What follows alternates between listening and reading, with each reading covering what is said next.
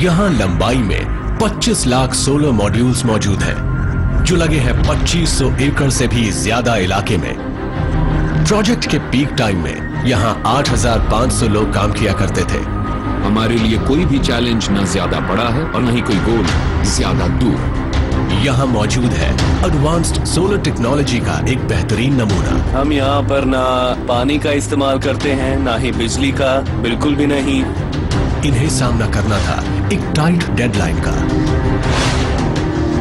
Engineering, procurement, visit management और site construction के काम को इतने छोटे से वक्त में निपटाना एक बड़ा चैलेंज था। मगर इसी बीच कुदरत ने भी कुछ मुश्किलें पेश की। मुश्किलें बेहिसाब थी। टीम ये कोशिश कर रही थी कि कोई भी चीज उनकी प्रोग्रेस को ना रोक सके।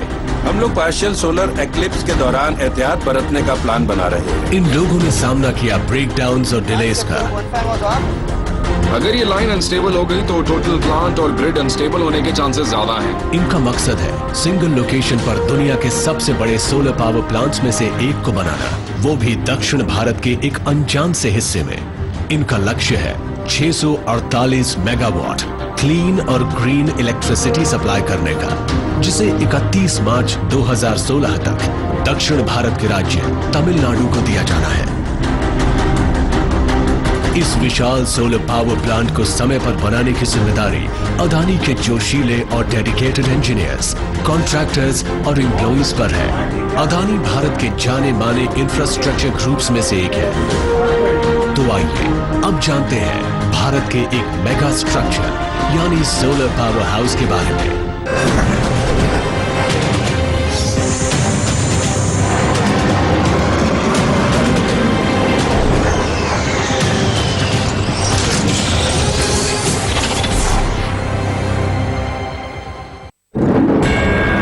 हमारा ये चमकदार सूरज हमेशा से ही हमें रोशनी देता आया है और साथ ही साथ खूबसूरत नजारे भी। लेकिन जिस तरह 21वीं सदी में इसकी पावर का फायदा उठाया जा रहा है, वैसा शायद ही कभी हुआ हो। और अब क्योंकि फॉसिल फ्यूल्स पूरी दुनिया में लगभग खत्म हो रहे हैं, तो सूरज की अहमियत और भी ज्यादा बढ़ गई है। भारत आज सबसे तेजी से बढ़ती हुई इकोनॉमीज में से एक है और एनर्जी एक जरूरी चीज है इकोनॉमिक डेवलपमेंट के लिए। एनर्जी की भारी मांग की वजह से नेचुरल रिसोर्सेज का जबरदस्त यूटिलाइजेशन हुआ है। तो एनर्जी की इस बढ़ती हुई मांग को पूरा करने के सिलसिले में सोलर एनर्जी सबसे बढ़िया जरिया है। सूरज से मुफ्त में मिलने वाली ये एनर्जी आज एयरपोर्ट्स, किचन्स और प्लेन्स को पावर दे रही है और यही हमारा भविष्य है। एक ऐसा देश जो 2022 तक सोलर पावर बनाने के सिलसिले में एक वर्ल्ड लीडर बनने के नेशनल गोल की तरफ तेजी से आगे बढ़ रहा है, और वो देश है Bharat. We have set ambitious targets.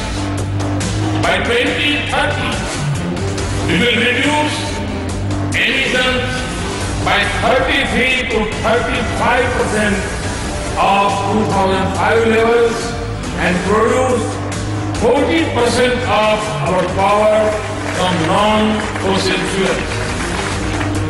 We will achieve it by expanding renewable energy.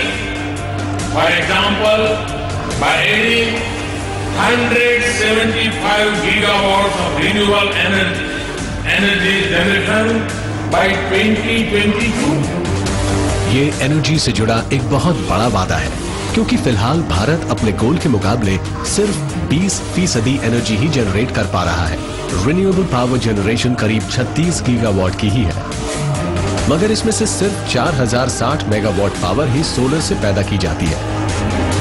Bharat 2022 तक इसे बढ़ाकर 1 लाख मेगावाट करना चाहता है, जिससे करीब 60 लाख घरों को बिजली मिल सकेगी। ये ऐसा ही है जैसे पूरे ब्रिटेन के घरों के मुकाबले 1.25 गुना ज्यादा घरों को बिजली दी जाए।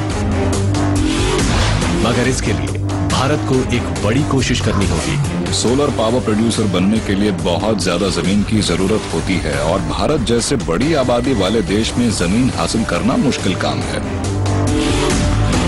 इसका हल मौजूद है दक्षिण भारत के राज्य तमिलनाडु के मदुरई शहर के नजदीक। यहाँ एक ऐसा अनोखा स्ट्रक्चर है जो पिलग्रिम्स और टूरिस्ट्स दोनों का ध्यान अपनी तरफ खींचता रहा है।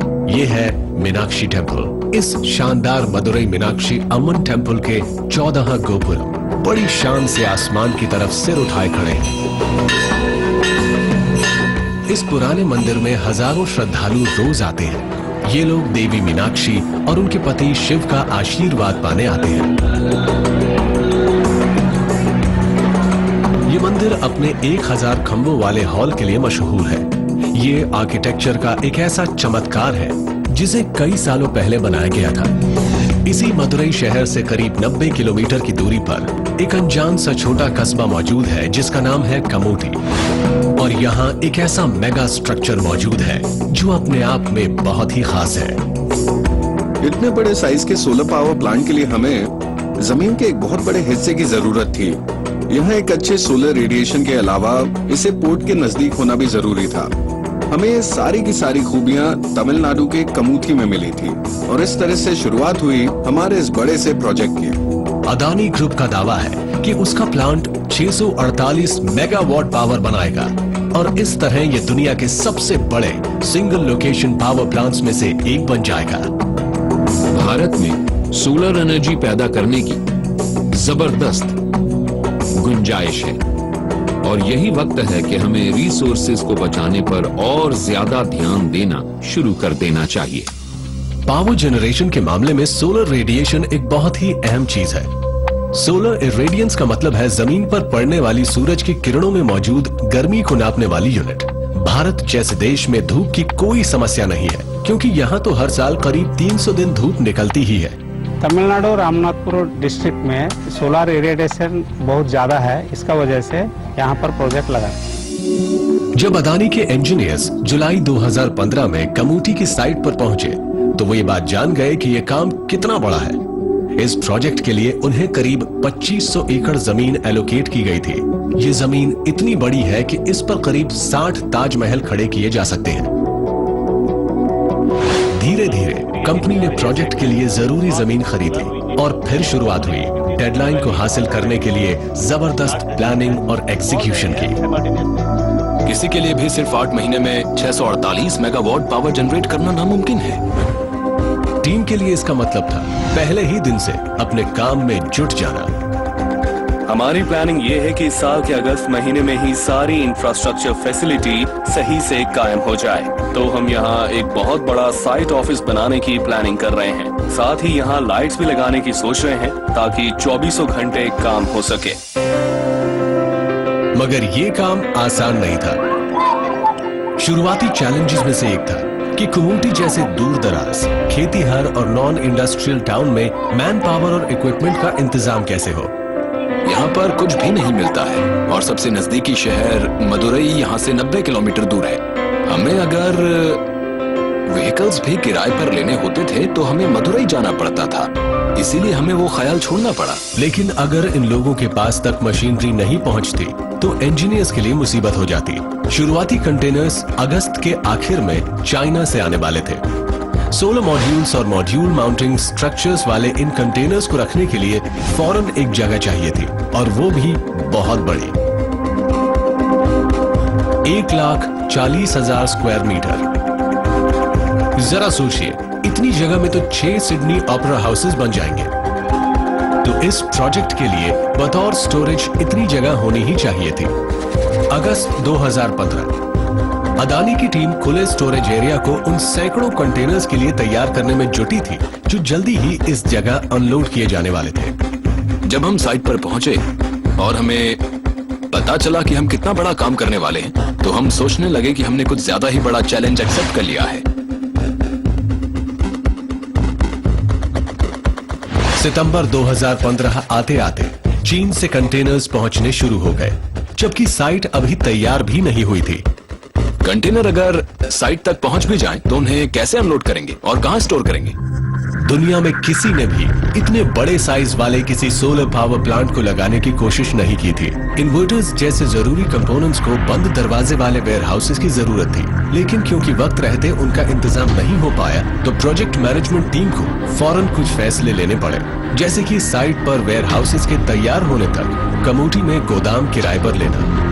ऐसा सिर्फ अक्टूबर के मिड तक ही होने वाला था, यानी कंटेनर्स के साइट पर पहुंचने के वक्त से अब तक 1 महीने से ज्यादा की देरी हो चुकी थी। इस विशाल प्रोजेक्ट की डेडलाइन बहुत ही टाइट थी और टीम इस तरह की शुरुआत की उम्मीद बिल्कुल नहीं कर रही थी। सितंबर का महीना आ चुका था और डेडलाइन खत्म होने में सिर्फ 7 दिन बचे थे। इन सारी प्रॉब्लम्स को हल करने के बाद ही टीम सोलर मॉड्यूल्स लगा सकती थी, जिससे बिजली पैदा होती। सोलर एनर्जी एक सीधे साधे प्रिंसिपल पर काम करती है। सूरज की किरणें सोलर सेल्स पर पड़ती हैं और वो धूप को बिजली में बदल देते हैं। जब धूप पैनल की सतह से टकराती है तो सेल्स में मौजूद इलेक्ट्रॉन्स एक्साइट हो जाते हैं और ये डायरेक्ट करंट के तौर पर फ्लो करने लगते हैं।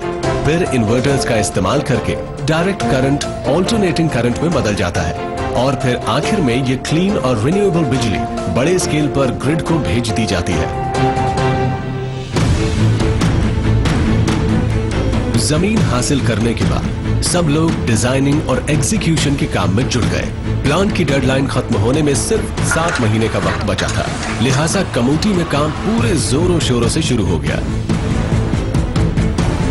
और इसी दौरान head of protection and metering Sumit Sharma को डेटा मॉनिटरिंग और कंट्रोल सिस्टम्स के बारे में सोचने की जिम्मेदारी सौंप दी गई, जिन्हें इस साइट पर लगाया जाने वाला था। जब आपको जियोग्राफिकल स्प्रेड इंस्टॉलेशन करनी होती है तो सिस्टम को मैनुअल तरीके से मैनेज करना मुश्किल हो जाता है। ऐसे में आपको चाहिए ऑटोमेशन सिस्टम जो आपको इंफॉर्मेशन दे सकता है। ऐसे में आप स्प्रेड इंस्टॉलेशन के लिए कंट्रोल ऑपरेशन भी कर सकते हैं। इस सिस्टम का इस्तेमाल ह्यूज इंस्टॉलेशन के लिए किया जाता है और इसे कहा जाता है स्केडा। इस खास supervisory control and data acquisition system यानी स्केडा को इसकी एक खास खूबी की वजह से इंस्टॉल किया गया था। कंट्रोल फिलॉसफी कहलाने वाली इसकी इस खूबी की वजह से पावर जनरेशन की लिमिट को दूर से भी सेट किया जा सकता है और ये बात रोजमर्रा की ग्रिड की जरूरत पर डिपेंड करती है। इसकी वजह से फील्ड इंजीनियर्स को साइट पर भेजकर इन्वर्टर्स को बंद करने की जरूरत नहीं पड़ती। हम क्योंकि 648 मेगावाट पावर वाला एक बहुत बड़ा सोलर प्लांट बना रहे हैं तो हमारे प्लांट में होने वाली फ्लक्चुएशन से ग्रिड के ऑपरेशंस पर भी फर्क पड़ेगा। तो ऐसे केस में ग्रिड ऑपरेशंस हमसे रिक्वेस्ट करता है कि हम अपने प्लांट की पावर के आउटपुट को फिक्स रखें। इसके लिए स्काडा सिस्टम यानी कंट्रोल ऑटोमेशन सिस्टम में एक ऐसी खासियत चाहिए जो इस काम को अंजाम देने में मदद कर सके। इस बीच कमोटी में किसी को भी एक पल का आराम नसीब नहीं था। इंस्टॉलेशन को पूरा करने के लिए 7 महीने से भी कम बचे थे और अभी काफी ग्राउंड कवर किया जाना था। सबसे पहले बहुत बड़े इलाके को लेवल करके ग्रेडर्स के जरिए इसे ग्रेड किया जाना था। लंबे ब्लेड्स जमीन को लेवल करते हैं और अगला स्टेप होता है प्लॉटिंग। सर्वेयर्स काम शुरू करते हैं और जमीन पर मार्किंग पॉइंट्स लगाए जाते हैं। इन मार्क्स पर ड्रिल करके पाइल्स लगाए जाने वाले थे।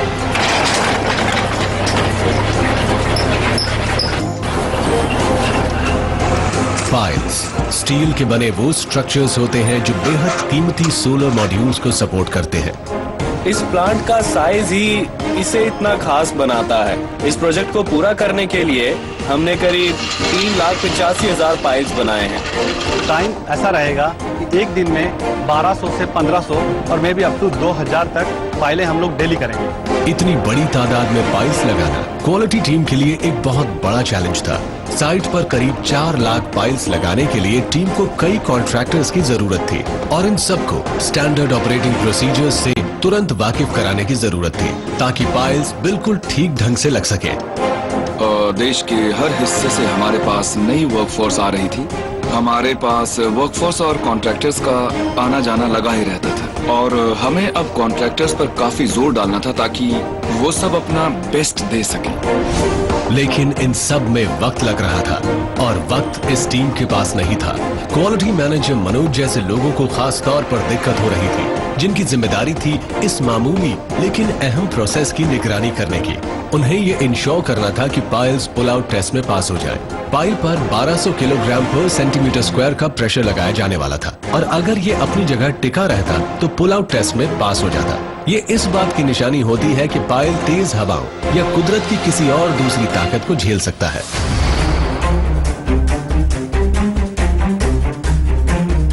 गैल्वेनाइज्ड स्टील की इन टेबल्स पर अब 25 लाख मॉड्यूल्स को टिकाया जाना था।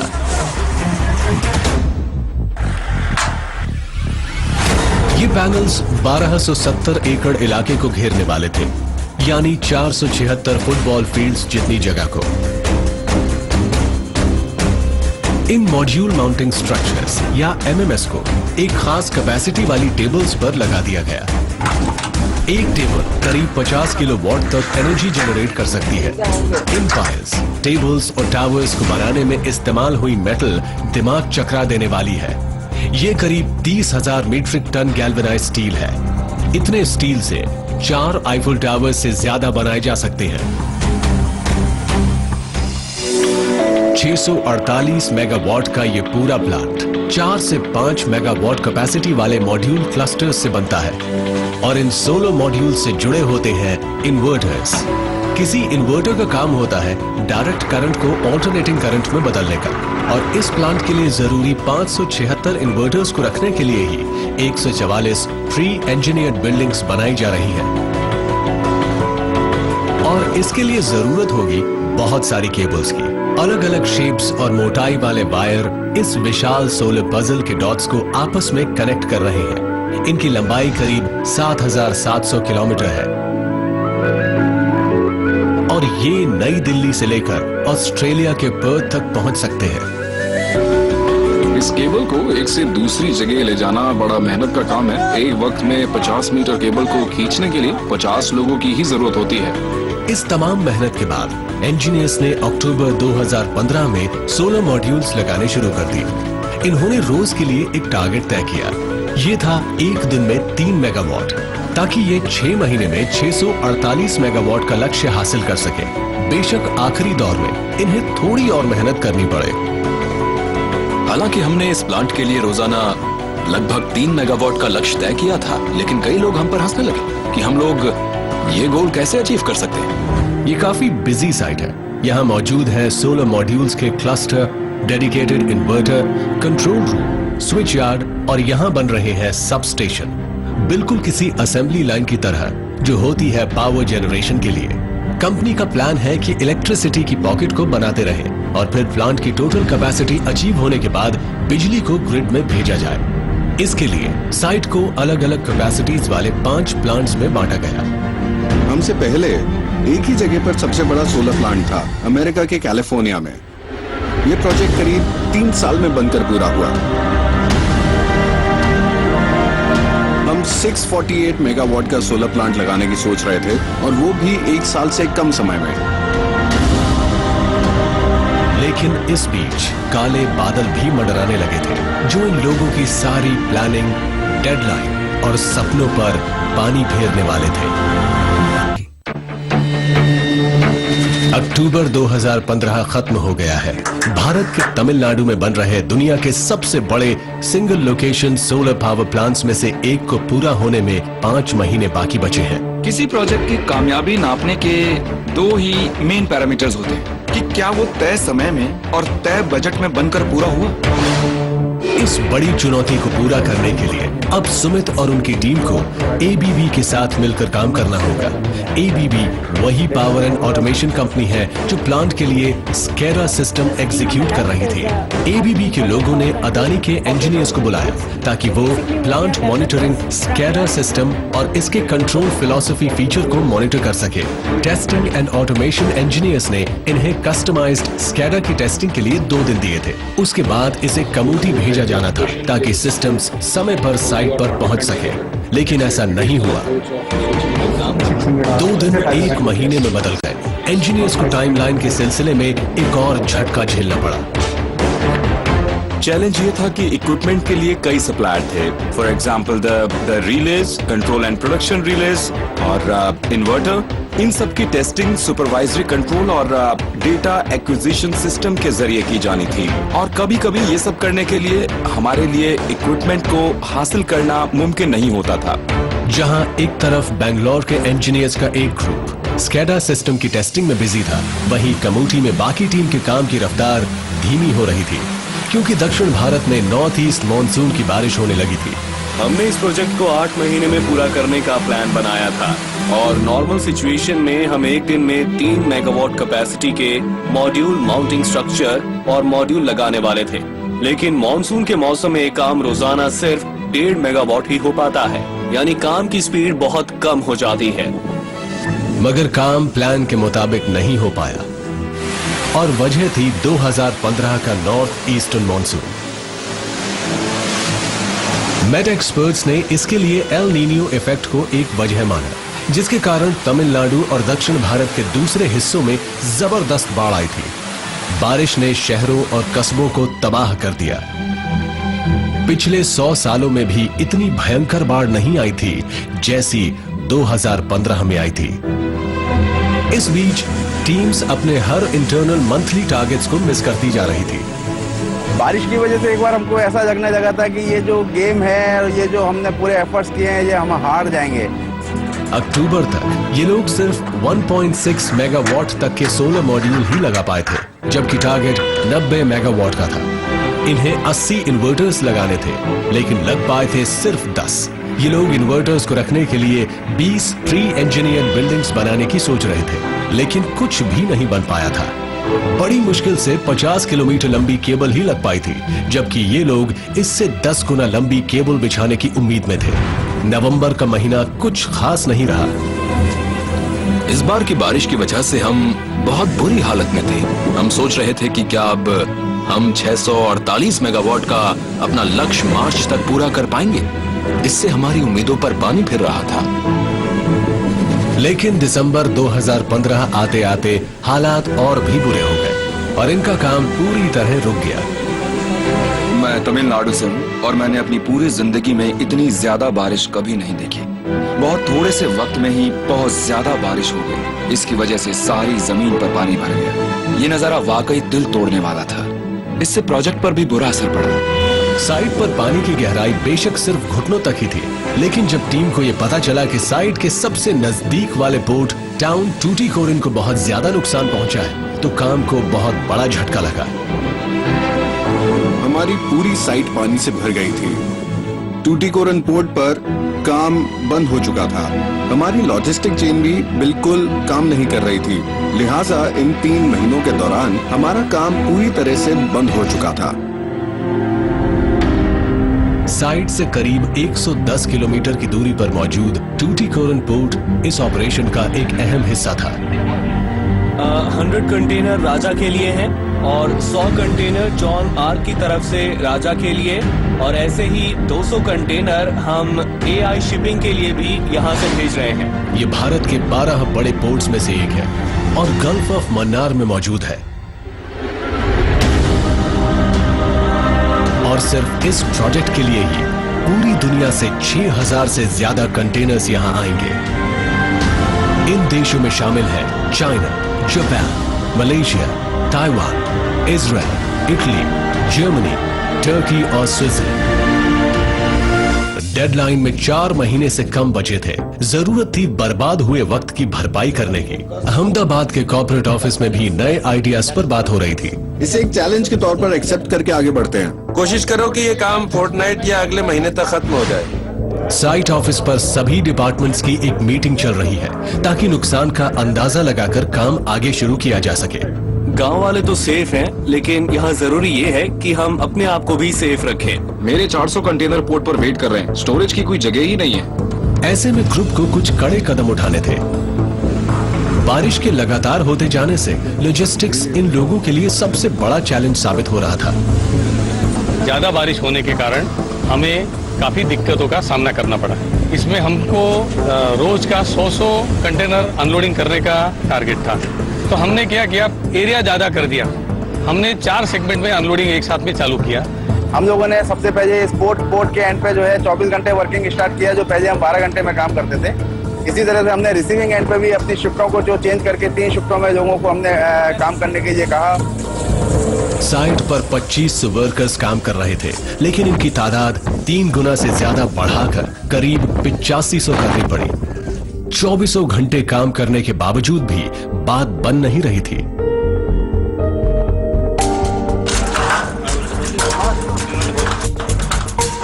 हमारा एम था करीब 10 मेगावाट का, और 10 मेगावाट का मतलब था कि हमें एक दिन में 40,000 मॉड्यूल लगाने थे। ये काम बहुत ही बड़ा है और हम सारा मटेरियल रात में ही पहुंचा देते हैं, ताकि सुबह जब ज्यादातर वर्कर आएं तो उन्हें सारे रिसोर्सेज मिल जाएं और किसी चीज की कमी ना हो। सारा फोकस बर्बाद हुए वक्त की भरपाई पर था। इसका मतलब था कि अब कुछ महीने तक दिन रात काम किया जाने वाला है।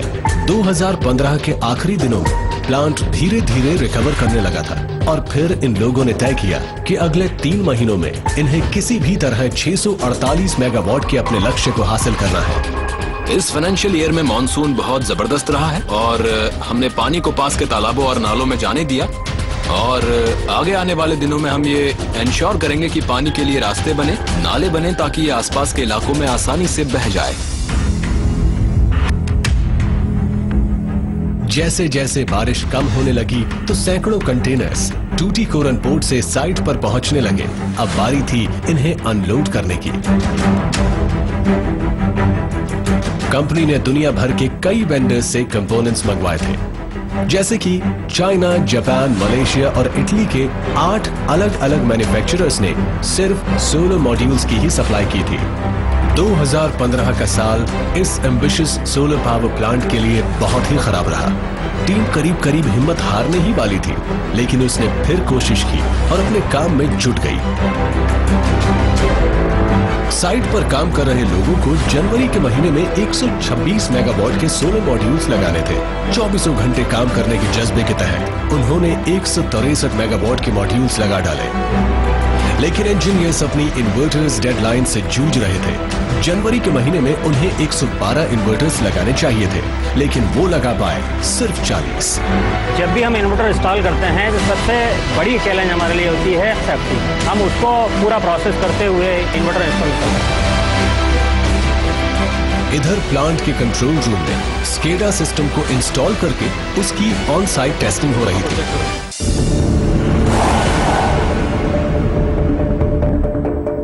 क्लीन ग्रीन सोलर पावर का कुछ हिस्सा अब प्लांट से पैदा होने लगा था। कुछ हिस्सा तैयार होने के बाद Tamil Nadu generation and distribution corporations के कुछ ऑफिशियल्स शुरुआती ऑन साइट चेकिंग करने पहुंच गए। इस काम के साथ बहुत सी एक्सरसाइजेस जुड़ी हैं, क्योंकि हम इतने बड़े साइज के प्लांट में जो भी कनेक्ट कर रहे हैं वो पावर ग्रिड से कनेक्ट होगा। ऐसे में जो डिस्टर्बेंस होती है उसकी बड़ी अहमियत होगी। हमें कोई गड़बड़ होते ही उस सेक्शन को ठीक करना होगा, ताकि नेशनल ग्रिड को बिल्कुल भी डिस्टर्बेंस ना हो। अगर बात बिजली की हो तो किसी भी ग्रिड को हमेशा स्टेबल बने रहना चाहिए। फरवरी 2016 अब वक्त था स्केडा की कंट्रोल फिलॉसफी के पीछे मौजूद स्टैंडर्ड को टेस्ट करने का। इसमें ग्रिड से किसी खास दिन सिर्फ मिनिमम अमाउंट ऑफ इलेक्ट्रिसिटी ही भेजी जानी चाहिए थी। ओके सर, हम इसे मौजूदा लोड के 50% तक घटा देंगे। Sir Yes. हमें अभी लोड को 50% करना होगा। तो इस वक्त लेवल है 50 मेगावाट, जिसे हमें करना है 25। अब इसे आप 25 मेगावाट कर दीजिए। Okay done. ये रिस्पॉन्ड कर रहा है? परफेक्ट। मान लीजिए मेरा इन्वर्टर किसी एक वक्त में 1 मेगावाट पावर जनरेट कर रहा है और मैं चाहता हूं कि ये कम पावर बनाए, तो मैं स्केडा की स्क्रीन से कमांड दे सकता हूं और फिर ये सिर्फ 500 किलोवाट ही बनाएगा। यानी ये मेरी या ग्रिड की डिमांड के हिसाब से पावर बनाएगा। प्लांट मॉनिटरिंग सिस्टम्स हर मिनट में जनरेट होने वाली इलेक्ट्रिसिटी की एकदम सही वॉल्यूम बताते हैं। आमतौर पर सुबह 11 बजे से दोपहर 2 बजे तक सोलर पावर प्रोडक्शन सबसे ज्यादा होता है, लेकिन कभी कभार कुछ ऐसे फैक्टर्स भी होते हैं जो सोलर पावर प्रोडक्शन पर असर डालते हैं। किसी पावर प्लांट में कोई दिन आउटपुट रेडिएशन लेवल पर डिपेंड करता है। ये प्रोजेक्ट जो है 2500 एकड़ इलाके में फैला है, तो ये हो सकता है कि किसी हिस्से में बादल छाए हों तो कुछ देर के लिए उस हिस्से में जनरेशन पर असर पड़ सकता है। बादल या बारिश के न होने के बावजूद भी अगर मॉड्यूल्स पर धूल है तब भी इलेक्ट्रिसिटी जनरेशन पर काफी असर पड़ता है। खुशकिस्मती से सोलर पावर प्लांट्स की देखरेख काफी आसान होती है। अगर इन मॉड्यूल्स को रेगुलरली साफ किया जाए तो किसी एवरेज फोटोवोल्टिक सेल की उम्र 25 साल या उससे ज्यादा हो सकती है। कमूटी में जो काम हाथ से किया जाता और जिसमें काफी पानी लगता, अब उसे इजराइल की बेहद एडवांस्ड रोबोटिक टेक्नोलॉजी के जरिए मशीन से किया जाता है। रोबोट चलता है एक सोलर पैनल से। ये दिन में चार्ज होता है, इसकी अपनी बैटरीज हैं और रोबोट हर शाम को सफाई करता है। बिना पानी वाली क्लीनिंग टेक्नोलॉजी कमूटी जैसे सेमी एरिड सूखे इलाके के लिए कमाल की है, जहां पानी कम मिलता है। ये robotic solar panel cleaning system wheels पर लगे सॉफ्ट माइक्रोफाइबर इस्तेमाल करता है, जो मॉड्यूल पर से धूल हटा देते हैं। इस रोबोटिक सिस्टम को रिमोट से ही मॉनिटर, मैनेज और कंट्रोल किया जा सकता है। कमूटी में मौजूद इस साइट का रूप जनवरी और फरवरी में बदलने सा लगा था। इन 2 महीनों के दौरान पिछले 5 महीनों से ज्यादा का काम किया गया था। अब टीम के पास सिर्फ 1 और महीना था। इसमें 300 मेगावाट वाले सोलर मॉड्यूल्स लगाए जाने थे, यानी रोज 12 मेगावाट वाले सोलर मॉड्यूल्स लगने ही थे। ये काम तब आसान नहीं रह जाता अगर प्लांट और वहां काम करने वाले लोगों को मिलने वाले हो कुछ सरप्राइज टेस्ट। भारत के दक्षिणी राज्य तमिलनाडु के कमूटी कस्बे में मौजूद लोग उम्मीद कर रहे थे कि सबसे बुरा दौर अब बीत चुका है। लंबे दौर की बारिश घट चुकी थी, लेकिन इसके साथ ही साइट पर मौजूद इंजीनियर्स के पास वक्त भी कम था, जो दुनिया के सबसे बड़े single location solar power plants में से एक को बनाने के काम में जुटे थे। फरवरी खत्म होने लगी तो कुछ इंजीनियर्स को ये सोचकर घबराहट होने लगी कि क्या वक्त रहते इन्वर्टर्स लग पाएंगे। अभी तक हमारा चैलेंज सबसे ज्यादा जो रहा है मौसम का चैलेंज रहा है, क्योंकि इस टाइम तक पहुंचने के लिए हमें 2 महीने मौसम ने डिस्टर्ब किया। कुल 576 इन्वर्टर्स की जरूरत थी, लेकिन उनमें से 205 अब भी इंस्टॉल या कनेक्ट हुए ही नहीं थे। लेकिन बावजूद इसके टीम में एक गजब की उम्मीद मौजूद थी। अब मुड़कर देखने का वक्त नहीं है, हमें बहुत सारा काम करना है, तो अब उसी पर ध्यान लगाया जाए। हम लोगों ने जो प्रयास किए हैं उसमें हमारे को ऐसा लगता है कि एक हारा हुआ गेम हम वापस जीतने जा रहे हैं। भारत में साल भर में जितने दिन सूरज की धूप मिलती है, उसे देखकर कहा जा सकता है कि चाहे मेगा पार्क हो या किसी के घर की छत, इस मुफ्त के रिसोर्स का खूब फायदा उठाया जा सकता है। ये ट्रेंड बहुत ही प्रॉमिसिंग है। रूफटॉप सोलर को इंडस्ट्रियल, कमर्शियल और रेसिडेंशियल की कैटेगरी में रखा जा सकता है। जहां तक आंकड़ों का सवाल है, तमिलनाडु में कुल 19 मेगावाट बिजली छतों पर लगे सोलर सेल से बन रही है। इसमें से 4 मेगावाट घरेलू इलाकों से है, यानी इस बारे में कहा जा सकता है कि अवेयरनेस बढ़ रही है। निरुच्या और अरविंद ने चेन्नई में कुछ साल पहले अपने अपार्टमेंट के टेरेस पर 3 किलोवाट का एक सोलर पावर प्लांट लगाया था और फिर वो इस सिलसिले को और आगे ले गए।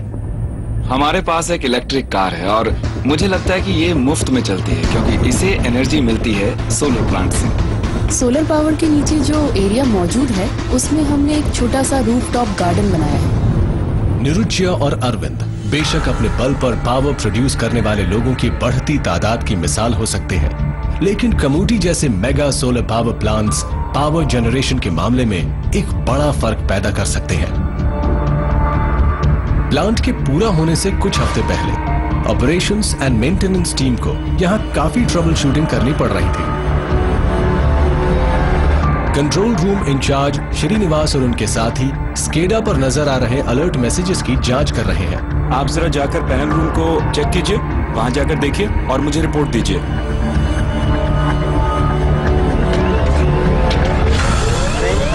स्विच यार्ड में मौजूद एक ट्रांसफार्मर एक फैन के काम न करने की वजह से ओवरहीट हो रहा है। किसी ट्रांसफार्मर का एम्बिएंट टेम्परेचर 50 डिग्री सेल्सियस के आसपास होना चाहिए, लेकिन अब ये 83 डिग्री हो गया है। ट्रांसफार्मर के ट्रिप करने से प्लांट और ग्रिड के लिए मुसीबत पैदा हो सकती है। तो फैन ऑन है और टेम्परेचर कम हो रहा है। ओके, हम लोग ज्यादा जनरेशन दे रहे हैं। हम असल में 100 मेगावाट पावर दे रहे हैं। इसके अलावा लाइन 230 किलोवाट की है, तो अगर 230 केवी की लाइन अनस्टेबल हो गई तो प्लांट के साथ साथ ग्रिड के अनस्टेबल होने के चांसेस ज्यादा हैं। रिन्यूएबल एनर्जी का मामला थोड़ा अजीब होता है। सोलर पावर प्लांट सूरज के चमकने के दौरान ही बिजली पैदा कर पाता है, मगर सूरज छिपने के बाद सोलर पावर प्रोडक्शन बंद हो जाता है। कोई ऑफ ग्रिड सिस्टम तो पावर को बैटरीज में स्टोर करता है और बिजली न होने पर चालू हो जाता है, लेकिन इस तरह के प्लांट को grid interactive solar power plant कहा जाता है। किसी सोलर पावर प्लांट में पावर जनरेशन शाम को 6:30 बजे बंद हो जाता है, लेकिन हमें स्कैडा और लाइटिंग सिस्टम को चालू रखने के लिए पावर की जरूरत होती है। इसके लिए हम स्टेट इलेक्ट्रिसिटी ग्रिड से पावर लेते हैं। इसे कहा जाता है बैकफ्लो। बैकफ्लो का मतलब है ग्रिड से पावर लेना, ताकि हम यहाँ अपने सिस्टम्स को चला सकें जब तक हम खुद पावर जनरेट नहीं कर रहे होते। श्री राम और दूसरे यंग इंजीनियर्स को अपनी नजरें लगातार फिनिश लाइन पर बनाए रखनी होती है। अब सिर्फ 20 दिन बचे हैं और टीम को 180 मेगावाट वाले सोलर मॉड्यूल्स अभी और लगाने हैं। क्या ये लोग कामयाब हो पाएंगे या फिर इन्होंने अपनी कैपेसिटी से ज्यादा जिम्मेदारी ले ली है, क्योंकि यहाँ कुदरत इनकी प्रोग्रेस की रफ्तार धीमी कर सकती है।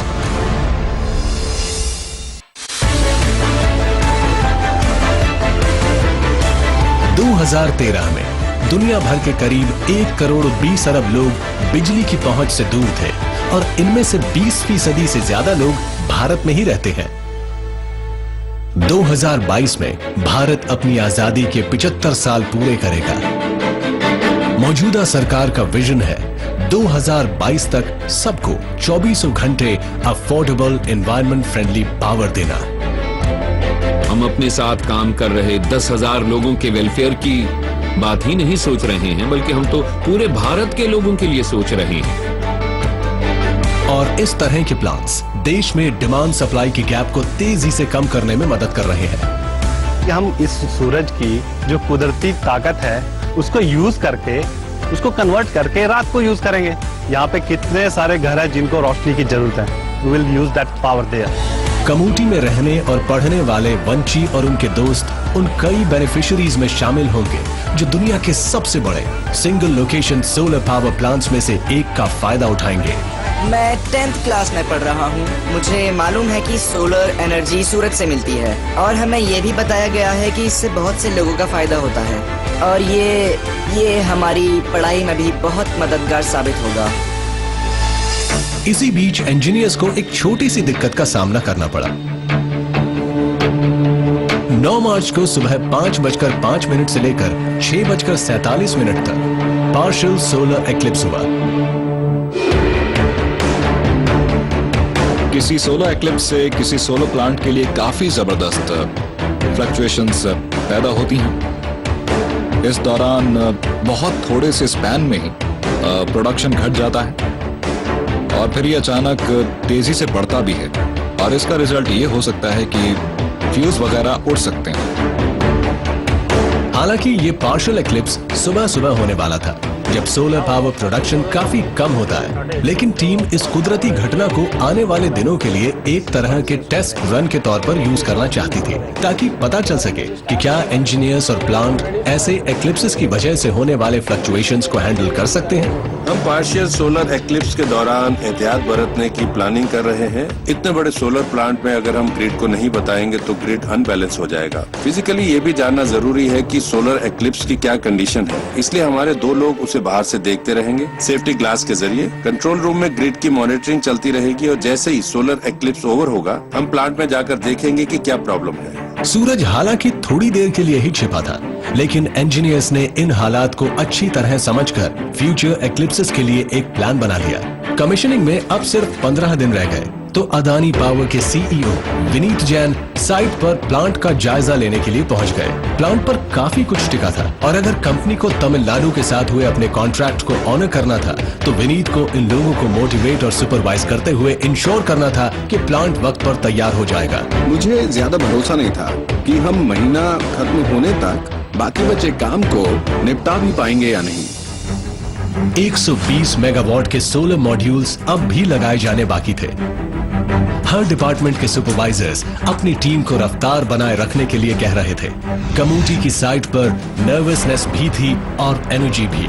बचे हुए पैनल्स को लगाया जा रहा था, कनेक्शंस हो रहे थे और सिस्टम चेक पूरे किए जा रहे थे। हमने इस प्रोजेक्ट को पूरा करने के लिए जी जान से एक कोशिश की है और हमको ऐसा लगता है जैसे हम दो यूनिट ऑलरेडी इसकी कमीशन कर चुके हैं और हमारे को पूरी उम्मीद है कि 31 मार्च तक हम बाकी 3 यूनिट भी कमीशन करके पूरा कर देंगे।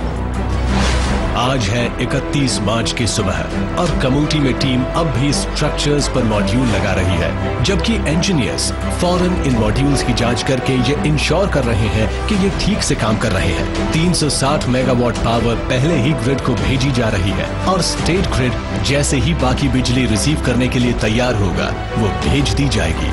ये मेरी जिंदगी का बहुत बड़ा मोमेंट है। मिलकर हम अचीव कर सकते हैं दी अनअचीवेबल।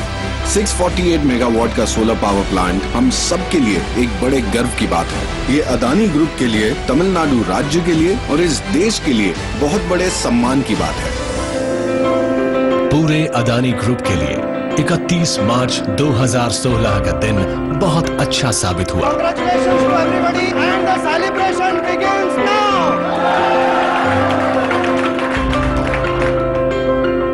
ये सोलर पावर प्लांट लाखों लोगों की जिंदगियों को रोशन करने वाला है। ये है एक ट्रू मेगा स्ट्रक्चर। कंपनी का अगला टारगेट इससे बहुत बड़ा है। वो राजस्थान में 2022 तक एक ऐसे सोलर पार्क को बनाने वाली है जो पैदा करेगा 10,000 मेगावाट सोलर पावर।